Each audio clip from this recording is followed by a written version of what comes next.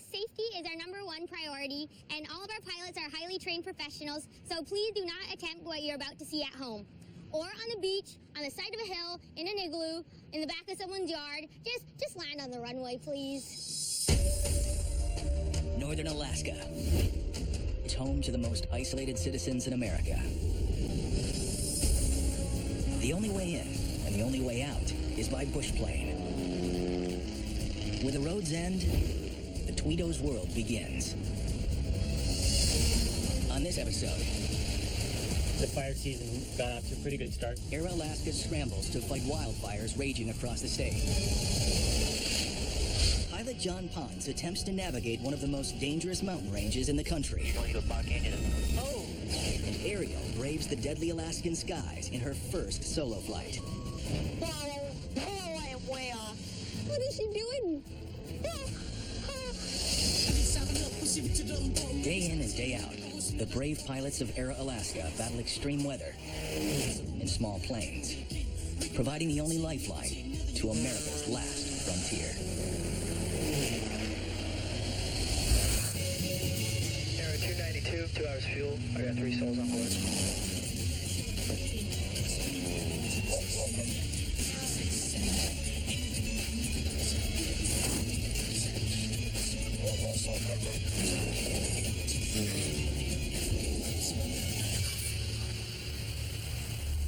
The sun shines brightly over rural Alaska. While summer storms make regular appearances in the southern parts of the state, the north is beginning to dry out. Residents have given this warm time of year a telling nickname: fire season. This year, over 230,000 acres have already been scorched across the state. Hotshots and smoke jumpers form the first line of defense against the raging fires. Smoke jumpers are the main initial attack force for Alaska. We jump at 3,000 feet, and then anywhere from 2 to 8 people, depending on the fire size. If it's a big fire, even more. When fires get too big, local fire crews are called in. For Air Alaska COO Jim Tweedo, this means working around the clock with the Forestry Service and Bureau of Land Management to transport emergency personnel throughout the state. The fire season got off to a pretty good start. There's some big fires around Fairbanks, so we've had the 1900 coming in from Nome to help out. Nome's Beechcraft 1900 is one of 11 in the Air Alaska fleet. Its twin turbine engines, pressurized cabin, and retractable landing gear allow it to cruise at 285 miles per hour at 25,000 feet with up to 19 passengers on board. Okay, you guys, listen up. You guys know you're going to the Hastings fire. In Galena, local residents line up to do their part, It'll most likely be a 14-day assignment. even though it could mean leaving their families for weeks on end. They need more firefighters. It's scary, but I'm glad to be part of it. Nobody get hurt. Be careful. Be safe. Captain Doug Stewart and co-pilot Nick Stone will be transporting the fire crews to Fairbanks, the first of several fire flights. About ready to go on a fire charter. Going to Fairbanks. Galena traffic, Air 20's on the roll. 25. It's busy right now. It's especially busy because we have an extraordinary number of fires right now. Last time I went into Fairbanks, there was 3 fires within 10 miles of Fairbanks. This year, they've already burned over 200,000 acres. Back in Unicleat, Ariel is hoping to take her training to the next level to begin flying on her own. So Jim has called in the big guns to make sure she's ready. Hey! Luke Hickerson came to Unicleat to get a feel for how I've been progressing as a pilot. Raised in Unicleat, Luke began flying Alaska's unforgiving skies at the age of 18. Now the lead pilot at Air Alaska's Barrow Hub, he's one of Jim's most trusted airmen. What's happening? Jim wanted me to head out to Unicleat and finish Ariel's training up for her solo. You ready for this? I'm gonna fly. I'm soloing. The decision to let Ariel solo is not one to be taken lightly. If a big gust of wind kicks up and she's not prepared for it, there's definitely potential for things to go wrong. Luke Hickerson, he's a local boy who started flying for my dad a long time ago. I remember just being a little buck and like looking up to Luke and seeing him walk around in the hallways. What did you solo in? I soloed in a 150. I've known Ariel her whole life, and getting the solo out of the way, it's the first step to get her license. Although soloing will be Ariel's first formal step towards getting her private pilot's license, she has come a long way just to get to this point. All right, you're on your own. Throttle closed. That is open. Everything? Fudge muffin. From an instructor standpoint, I've got to make sure that she's proficient in flying the airplane and proficient in landing the airplane. So hopefully I'll get Ariel signed off today. Are we? I'm ready when you are. Okay.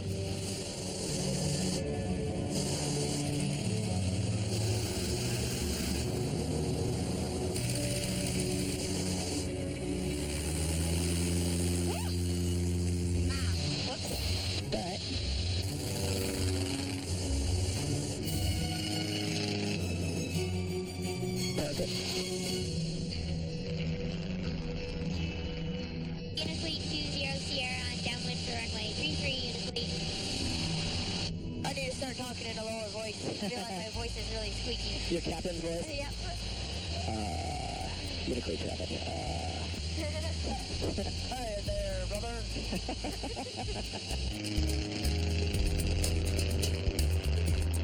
I didn't realize how much I thought I would like flying.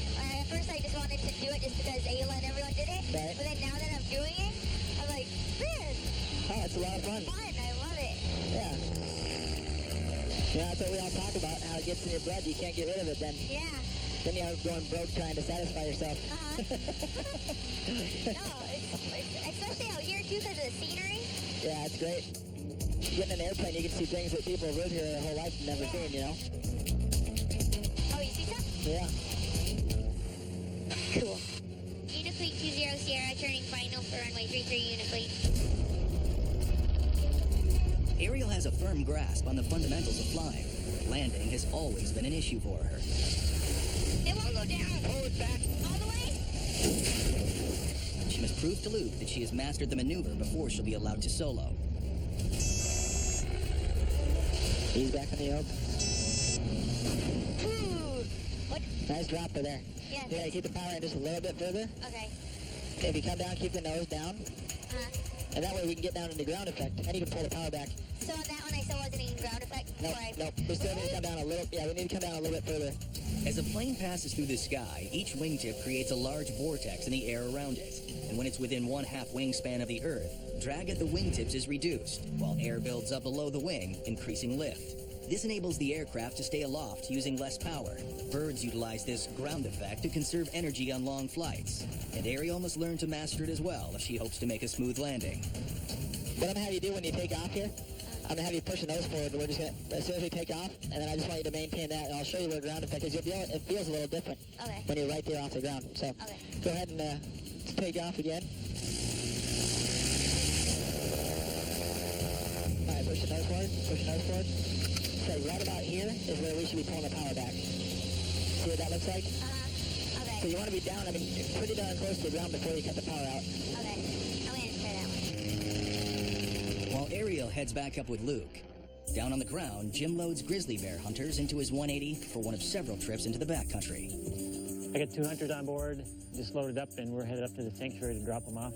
Strong summer winds are moving down the west coast of Alaska, making even routine landings a risky endeavor. Everywhere I'm going today, it's a 15 to 20 knot crosswind. So that's dicey because you don't have anything in your favor. But that's what we get paid the big bucks for. Jim may be COO, but he still puts in his time in the cockpit to contribute to Air Alaska's bottom line. At a rate of $600 an hour, his off-airport expertise makes him an even more valuable asset. Guys hear me? Yes.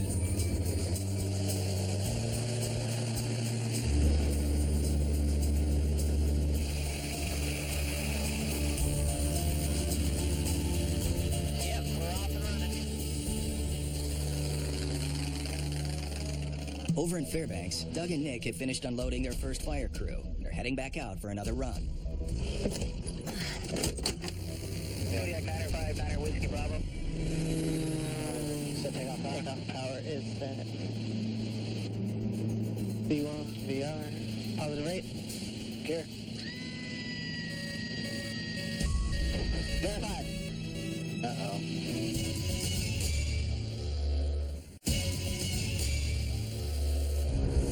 Just outside of Fairbanks, pilots Doug Stewart and Nick Stone are experiencing mechanical problems with the landing gear on their 1900. Something isn't connecting. We got a gear unsafe light that stays on when we go gear up. It's a red light, which means the gear is in transition. All we're getting is a red, which means the blocks aren't locking, right?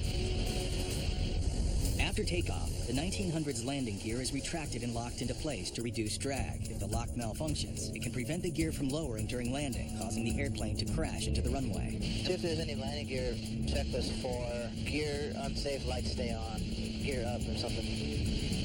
Nope. Whenever we have a gear malfunction, it's better just to leave it down instead of trying to troubleshoot it while you're flying. Because you may end up with a problem when you can't get the gear down, then you're really screwed. I don't really feel like having gear up landing, not today. If you lose your landing gear, you're pretty much... While leaving the gear down increases the chances of a safe landing, their airspeed will be cut in half for their flight back to Nome. 400 miles west in Unifleet, Ariel continues her landing practice with Luke Hickerson in hopes of being cleared to solo. Unifleet 20 Sierra on downwind for runway 33 Unifleet. On the ground below, Furno keeps a close eye on the wind, knowing all too well how challenging crosswind landings are for even the most experienced pilots.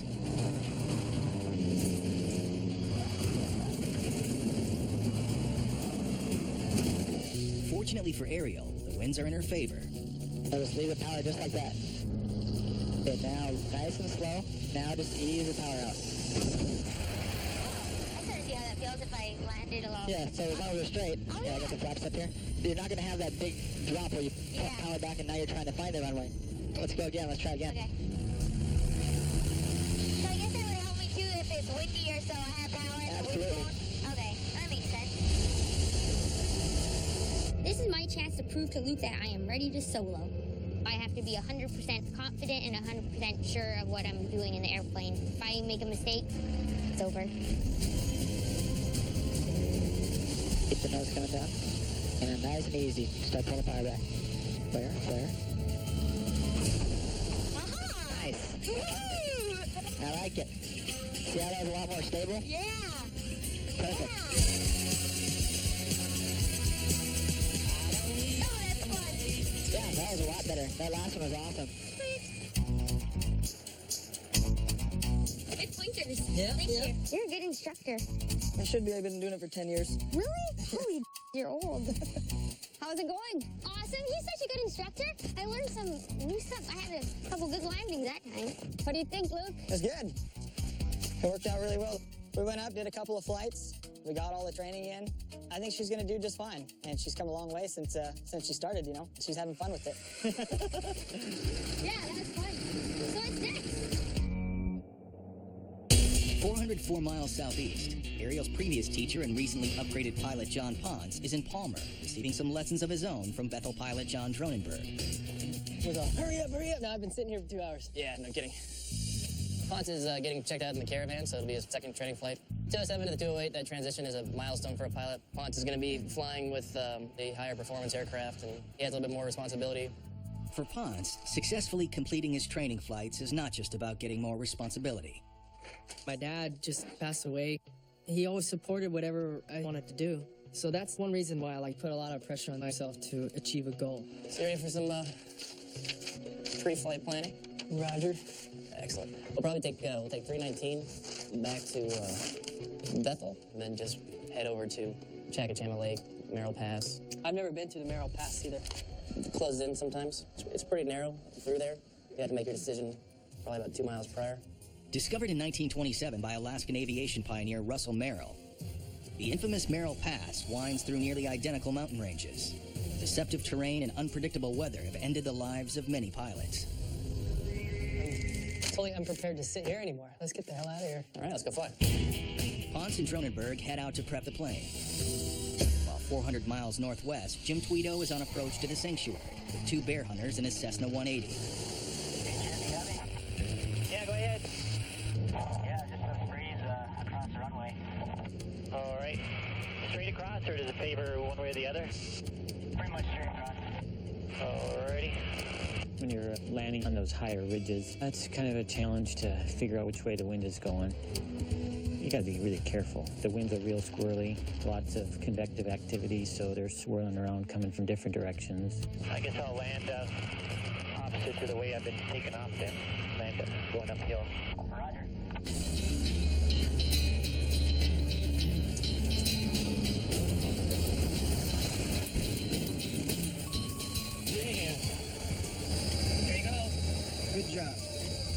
John, how are you? Good to see you again. Good to see you again. The hunters will be on their own for 5 days on a wind-blown ridgetop. Jim heads back out to pick up the last of their group before the conditions worsen.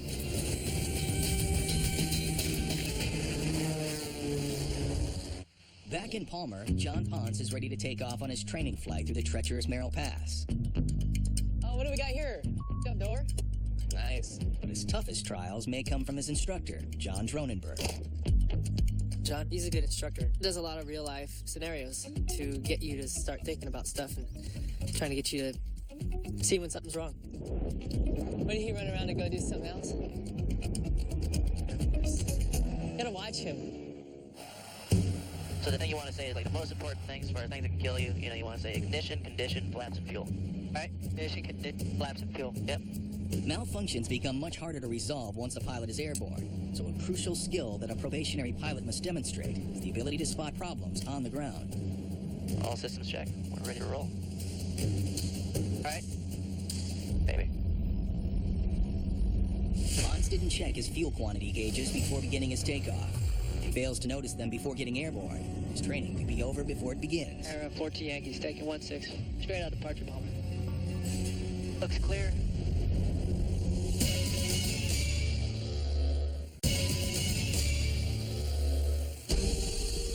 In Palmer, pilot John Ponce is about to depart on an important training flight with instructor John Dronenberg and has made a critical error as he begins his takeoff. Why is our fuel quantity gauges on? I thought we could notice that. He had popped the fuel quantity gauge circuit breakers, and I didn't notice it on engine startup. And on the takeoff, as I was looking at all my instruments, I noticed that my fuel tanks were indicating empty, so I aborted the takeoff. Excellent. So before you throw that start switch, one of the last things you're going to be looking for is fuel quantity. Fuel quantity. Okay, go ahead and clear the runway. We'll run through a after landing check, and we'll go back and do the same thing. All right, that's perfect. Good job on the catch, by the way. In new airplanes, you're overwhelmed with everything that's going on, and you're just trying to fly the airplane, and you don't know where all the instruments are, and you don't have the muscle memory for all the switches and gauges and all that stuff, so he was impressed that I picked up on it so quick. It's not a gotcha, I just want you to go through the... Oh yeah, no, that's cool. All right. We got all the fuel that we're supposed to have, so let's run back through the checklist and we'll depart again.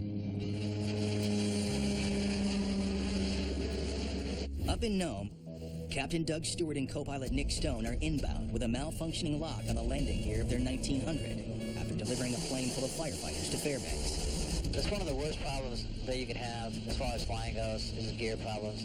It's not fun at all when you have a gear problem. The light doesn't concern me nearly as much because we heard the gear motor go off. I heard the motor go off. You did too, right? Yeah, it came off. You can go here. But it did sound louder, so there might be something else going on that we don't know about. Base 244. Yeah, Ryan, I don't know if flight service got a hold of you, but we got a problem mechanics need to look at. Okay. They were able to make the entire flight home. But if the locking mechanism fails on touchdown, the gear could fold, crashing the plane. And Nome 244 is about final now for 1-0. Not really. I don't really feel like having a gear up landing. Not today.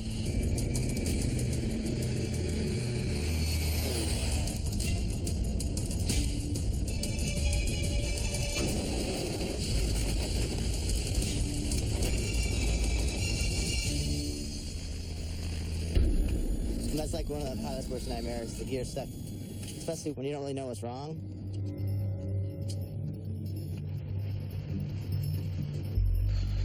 Having landed safely in Nome, the 1900 is immediately grounded for repairs. In Unicleat, Ariel is continuing her flight training with Luke Hickerson, hoping to prove that she's ready for her first solo flight. Ready to go? Yep. You ready? I'm ready. I'll be waiting here. You're not coming? I'm not coming on this one. You're on your own. Really? You're on your own. I have been working for years to get to my solo moment. It's scary. You ready for this? Everyone in our family has their license except me. Can I start flying? Well, you can try, but wanting and actually doing it are two different things. And her training has been filled with more than its fair share of setbacks and frustrations. Oh, sorry, that was way too fast. Solid. Oh, wrong way. Wrong way, up. Sorry. I got it. I'm too flustered right now. I can't even Thanks. Whoa.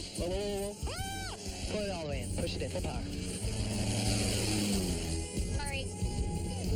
3 takeoffs and landings, and then come on back. You can do a go-around if the landing doesn't look good. Go-arounds are free. I think she's ready for her solo, so we walked out, and I told her she was on her own. I don't think she quite expected that, but had to get kicked out of the nest at some point. Ready? Yeah. Okay. All right. Luke's only here for me to solo, so that means I better buckle down and do it. If my dad and Luke and everyone thinks I'm ready, then why not? Just go do the flight. Okay. All right? Yeah. Okay. Right now, the weather it's not perfect, like for my standards, but for flying standards, it's good. There's no wind. The visibility is good. And so the planets have aligned finally, and the sky has parted, and I'm going to do it. In order for her solo to be successful, Ariel must complete 3 takeoffs and landings. Unifleet 20 Sierra, taxiing out for runway 33, Unifleet. Hey, what are you doing here? Somebody took off without me. Yeah, I was afraid Fern was going to try to run me over for letting Ariel out on her own. But, nah, she was excited, nervous, probably wanted to strangle me. Come back and find out she's all alone. Gotta kick her out of the nest at some point. That's why we do these solos and sign-offs with Mom not around. Hey, do it.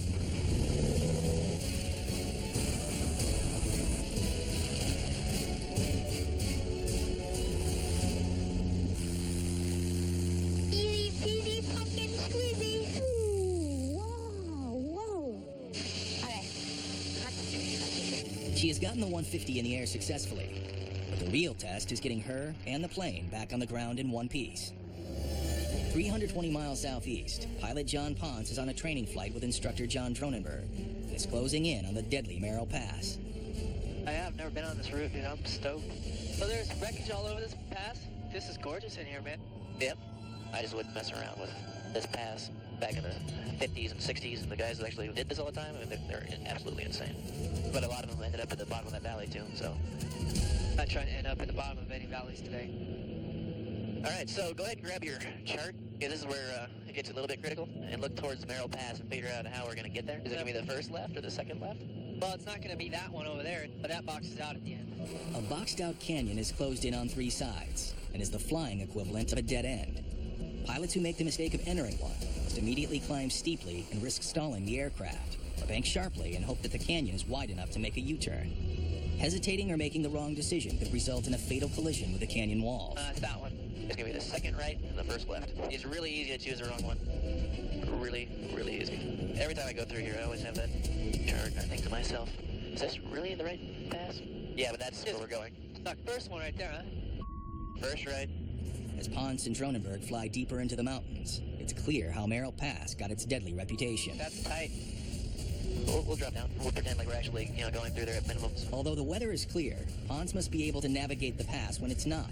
So today he will be going through the valley to simulate flying under a low cloud ceiling. Oh, if I had to, if we were... Right now, you'd be hosed. You'd be pretty much hosed at this position. Does that look like the right path? Negative. Oh, it's that one. I don't know. You're reading the chart. That looks like it back there. Is that the pass? I don't know. Damn it. You're going into a box canyon. Oh. Oh, man.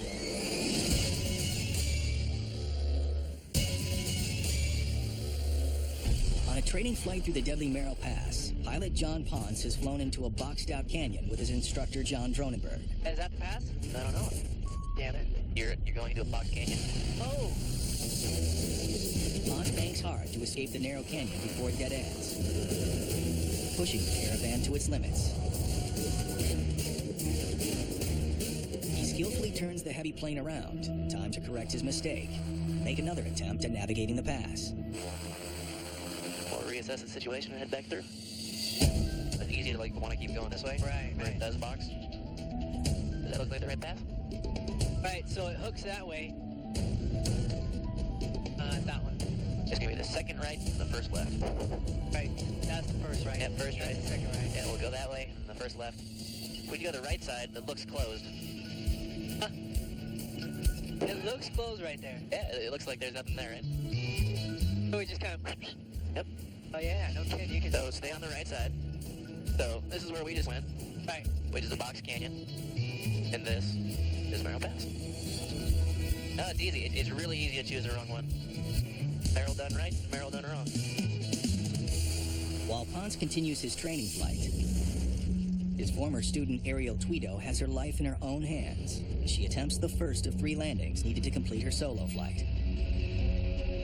Here she is.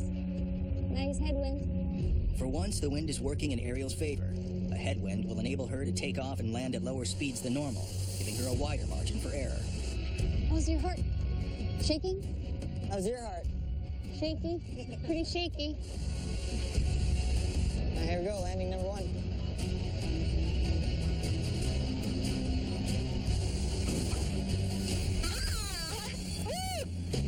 There you go, number 1.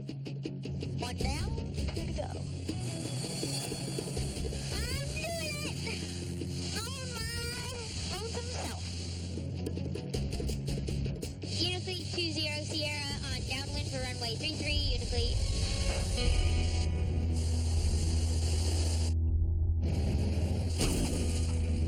Oops, that was a little bumpy. Okay, hold on. Up, last one. Sheet off. Ariel heads back up for her 3rd and final landing. While 174 miles northwest in Nome, pilots Doug Stewart and Nick Stone are working feverishly with mechanics to fix their broken landing gear and rejoin the battle against the wildfires. The problem is we're still getting the unsafe light after the gear goes all the way up, which means that one of the connections is not being made to make that red light go out. Clear on the right.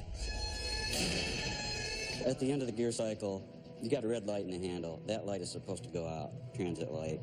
The light stayed on, and we're going through the system now to see what the problem is. First thing we want to do is make sure the mechanical part is working. Here's where the switch goes. Right there? Yeah.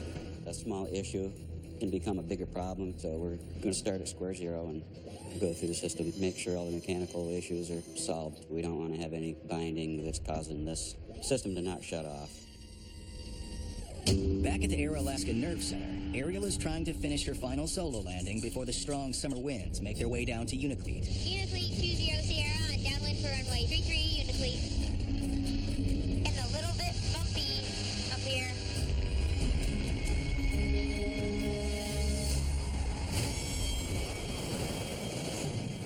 Wind is shifting. When I looked at Luke, I noticed the windsock was straight out and it had switched from north to west, and it was blowing good. The first landing for Ariel went great. In between the second and third one, the wind shifted, and it shifted fairly rapidly. Ponce has trained her with the crosswind landings, but the wind was blowing more than we would have liked. Did you put your flaps up? Oh, this is kind of scary. She's gonna try to land with this crosswind, Luke? Okay, I'm gonna do it. I've been doing it.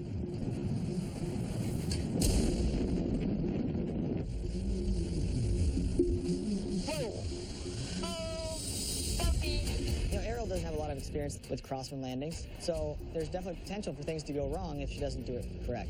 Holy. Wow, it's getting windy. Oh, what is she doing? Look. Oh, I am way off.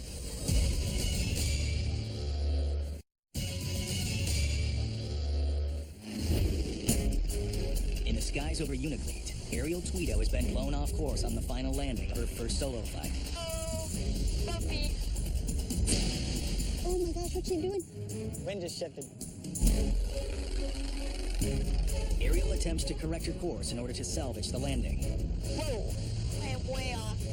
She came around the corner downwind, and I noticed that she drifted way the heck off course. She was way over pat and overshot. Oh. She came in on the third approach, and she did a go around. Oh crap. She aborted the landing, did a go around, which is the right decision to make. Ariel's aborted landing has bought her time to safely assess the situation. With the west winds growing stronger, she will soon come up against one of the biggest tests a rookie pilot can face. Now she was faced with doing a crosswind landing, and Ariel's still pretty new. She's only got 20 hours or so. And we're all a bit nervous. Ariel circles to make another attempt at landing. While up in Nome, the mechanics have finally replaced the uplock switch on Doug Stewart's 1900. Problem's right here. This switch wasn't working. And this surface right here contacts this switch up top. Lets the system know, gears up, shuts everything off. So that needed to be changed. That's what you're looking at. The 1900 is repaired, but Doug and Nick's work is far from over. Fires are still raging across the state, with fire crews lining up. Air Alaska's pilots heed the call to get back in the fight. But not before Doug gives a parting gift to his young co-pilot. Oh.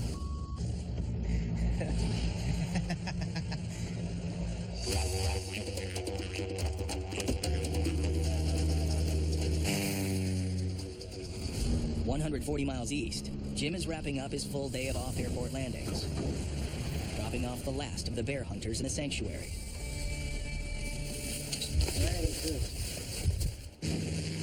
As Jim heads for home, the heavy winds towards Unaclete bounce the veteran bush pilot. So he checks in to see how his daughter is faring on her own solo flight. 13361. Hey, what's up, boss? 15 minutes. All right, everybody is here freaking out. Freaking out? Things got a little windy. Did you have to talk her down? I don't know. Maybe your first 15-knot crosswind landing.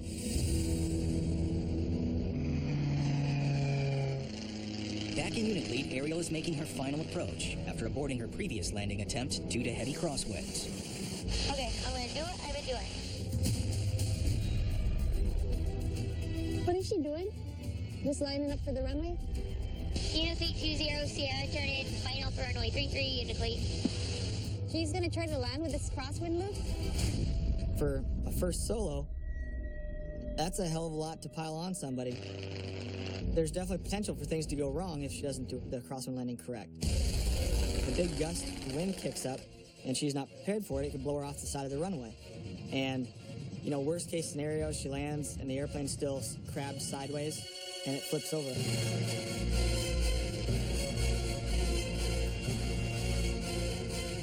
Ariel, there's too much wind. I can't believe she was trying it. Damn it, she's loop. I started getting really upset. Damn it, tell her to go around again. She'll be fine. You stupid bastard.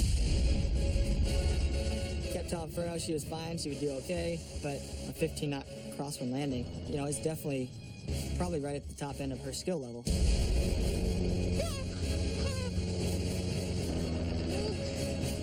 We couldn't do anything. All we did was hold our breath.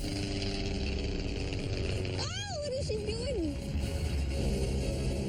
Man, you got your kid's life in her own hands. Man, my heart was just in my throat. Luke!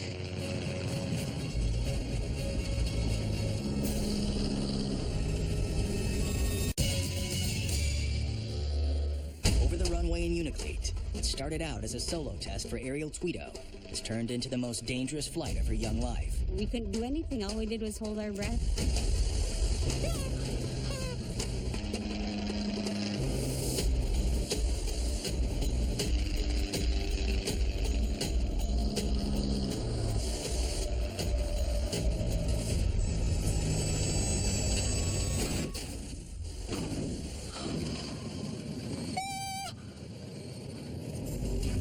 Okay, I'm done. Talk about tremendous relief when she landed and I could breathe again. I didn't know I was holding my breath that long. I guess we could shake each other's hands. I did it!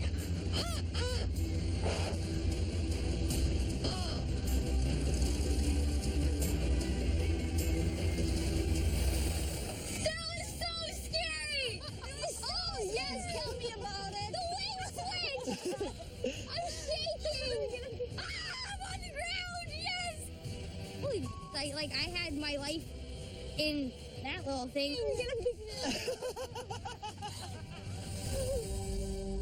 I finally did it! Outside of Bethel, John Ponce is finishing his own training flight in the 208 Caravan. It is 10:20 at night. It's been a long day for both of us, so I just want to work with the autopilot. We'll do the coupled approach, and it'll be the only approach we do tonight. That's cool with me. Funny, man. 10 at night. I got a call at noon today. Hurry up, get down there. We gotta get cracking. 10 hours later.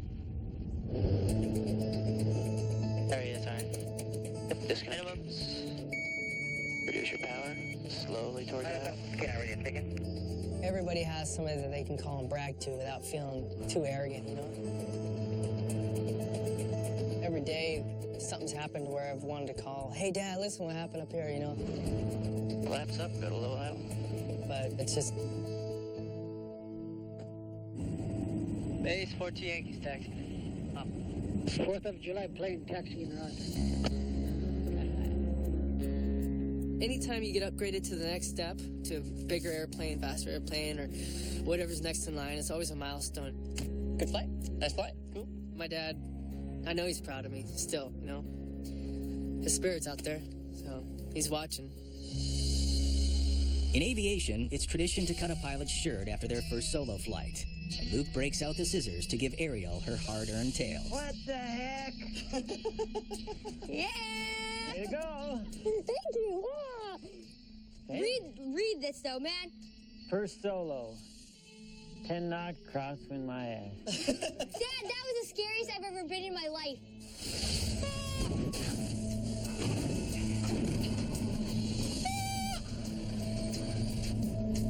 Okay, I'm done. I was like, I just need to get it down. I don't care if I like break a wheel or whatever. I'm just gonna put it down. So it was just like poke, and then I got down and like.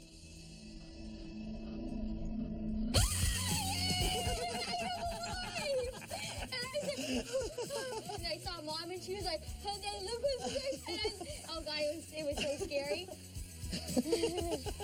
Happiest day of your life. Huh? No, it is. It was the scariest and happiest day of my life. You did it. Yeah, Way to go. I'm happy. Now I can solo whenever I want. Yep, it's official. You want to see my logbook? Log it in. That's pretty rewarding to watch her keep going on and get her license. I was proud of her. She was proud of herself. She's come so far from when she first started helping out on the ramp, marshaling the planes, and we end up with what we work for. And it's nice to see that my girls have dreams and they go for it, scary as it is. When your parents are legitimately like happy of what you've done, it's the best feeling in the world. I wasn't with you, so I don't need to sign it. Oh yeah. Well, I've always felt that I was part of the Tweedo family in one way or another, so it was really nice to be able to come out and be part of this. Everyone's got a story about catching the flying bug. And once you get it, you're stuck with it for life. There's so many pilots that work here that talk about after my first flight, I was hooked. And I think Ariel may have caught the bug. Being up in the sky by yourself and just seeing all you can see, the world is so big and there's so much to explore. So I want to go explore it.